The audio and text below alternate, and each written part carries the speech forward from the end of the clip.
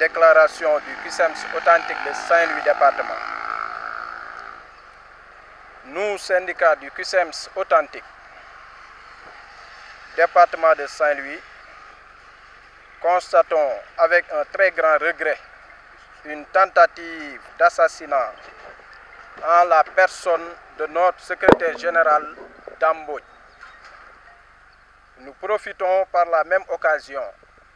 condamner fermement cette tentative d'assassinat. Nous osons croire que dans un état de droit, la protection des libertés individuelles et l'égalité de tous les citoyens devant la loi devrait être le sacerdoce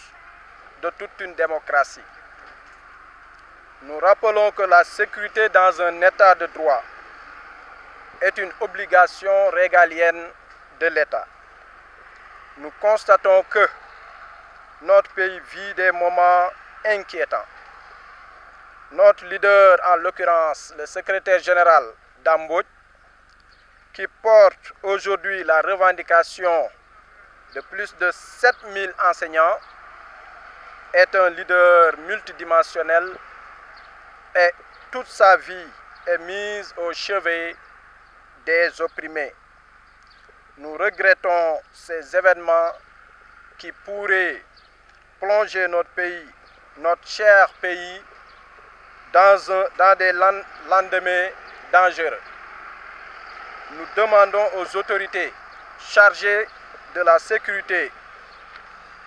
de jouer leur rôle pleinement en l'espèce. La légitime défense est un droit, certes, mais si chacun prévoit sa légitime défense, on aurait une société en lambeaux. Bon, li ñu génnee tey ñu taxaw fii di ko naqarlu mooy dañu gis jamono yi ci ginnaaw suñu secrétaire général national Dame Mbodj mu subir benn tentative bu doy waar ñu attaqué ko sur la corniche, tiré ko ay bal bëggoon ko rey te Dame Mbodj nekk ki nga xam ni dafa porter aujourd'hui la revendication de plus de 7000 enseignants ñi nga xam ni seen carrière seen avenir la ñu jël confier ko à Dame Mbodj. ñu gis ne am na ay malfaiteurs yu jóg taxaw pour jël bakkanam li ñu génnee nag tey ñun la coordination de Saint-Louis muy yëgal malfaiteurs yooyu ak ñi nekk seen ginnaaw pour xamal leen ni leen bu ñu laalee Dame Mbodj il aura à faire avec des milliers de soldats du savoir. du ñu nangu du ñu seetaan mukk suñu secrétaire général national bi nga xam ni dañ ko mandaté avec un pourcentage de plus de 18% dans le moyen et secondaire. mu war dem à la table des négociations taxawal fa enseignants yi ak seen bëgg-bëgg ay nit ay malfaiteurs di ko bëgg jël bakkanam te li si gën a doy waar identifier nañ leen déclaré na ko mais jusqu'à présent gisuñu procureur gisuñu justice gisuñu benn enquête bu ñu ouvrir ñu koy déplorer di ko méttilu di demander à l'État du Sénégal mu assurer la sécurité de notre SG national di leen xamal ni lépp lu ko dal nous les tiendrons pour responsable l'État du Sénégal en première. De demander aussi le procureur mu ouvrir le plus rapidement possible une enquête malfaiteur yooyu nga xam ni identifié na leen ñu jàppal leen atte leen parce que du ñu nangu ñun ki nga xam ni moom la ñu confier suñu avenir ñu koy rey ñun continuer di nekk ci classe yi loolu on le fera jamais te bu justice jëlul responsabilité am ñun en tant qu'enseignant on va prendre nos responsabilités loolu la ñu bëggoon xamal ko l'opinion publique xamal ko aussi l'État du Sénégal xamal leen ni leen Dame Mbodj n'est pas seul te incha allah ñi ko songu dinañu xam ni ñan lañ ko seqal ñu ngi jégalu nag bu baax ci kàddu yi. man la Fatou Sylla Ngom professeure au collège Bango Ngalel en même temps militante CUSEMS authentique donc tey li ñu dajale fii rek pour sànni ci kàddu ci li sama collègue yi jot a wax ba pare pour wane ni ñun tamit jigéenu CUSEMS authentique ñi ngi ci suñu ginnaawu secrétaire général Dame Mbodj di ko masawu bu baax di wax Sénégal yëpp ni ñun ñëpp ñi ngi ci ginnaawam duñ ko seetaan askan bi gis nañu li xew que ñu wax que ñu ñàkk wax ku ne xam nga fi dëgg féete donc nag bu fekkee dañu bëgg mu noppi nañ ñu traquer ñun ñëpp parce que ñun ñëpp dinañ wax parce que qui mieux placé qu'un enseignant pour parler donc de la situation du pays donc dinañ wax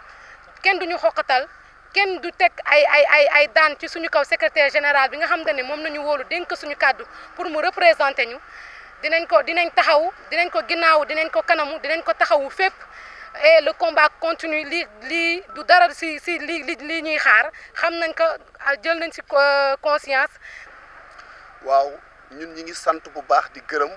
notre camarade secrétaire régional Wade moom mi nu convié ci conférence de presse bi ndax ORS présence am fii nit ñëpp xam nañ ko parce que ORS dafa bokkoon ci CELS A subir fa injustice boobu ñu subiroon ñu génn CELS A créer ORS maintenant sur les 46 sections qui étaient au niveau national les 33 ñoo formé ORS ñu toog ñu ni ñun comme que ñun faute de récépissé ñun mënul dem élection de représentativité dañuy xool ban candidat boo xamante ni moo mën a représenter dignement les enseignants ñu ànd ak moom ci la ñu discuter suñu biir ñu choisir la personne de Dame Mbodj ñu former une coalition mu nekk une personne boo xamante ni c'est incorruptible il est un véritable défenseur des enseignants ñu ànd ak moom ànd bu rafet wër Sénégal ñëw nañu Saint-Louis Dame def na 4 jours Saint-Louis on a sillonné les écoles élémentaires préscolaires moyens et secondaires yàlla def na nag à l'issue des résultats Dame au niveau élémentaire secondaire au niveau élémentaire préscolaire Dame am na fa 3531 voix te ñun ORS ñun suñu force mi ngi ci élémentaire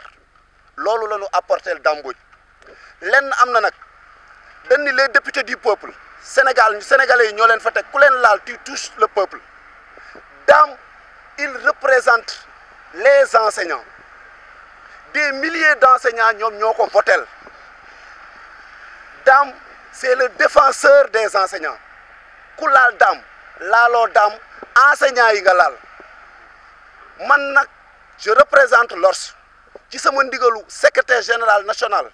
muy Abdoulaye Papis Camara ñun en coalition lañ nekk coalition bi nag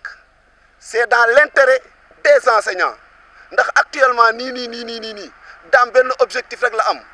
mooy lan le problème des décisionnaires nekk na problème boo xamante ni dañ ko war a éradiquer te loolu c'est non négociable deuxièmement mooy lan mooy enseignants yi nga xamante ni les professeurs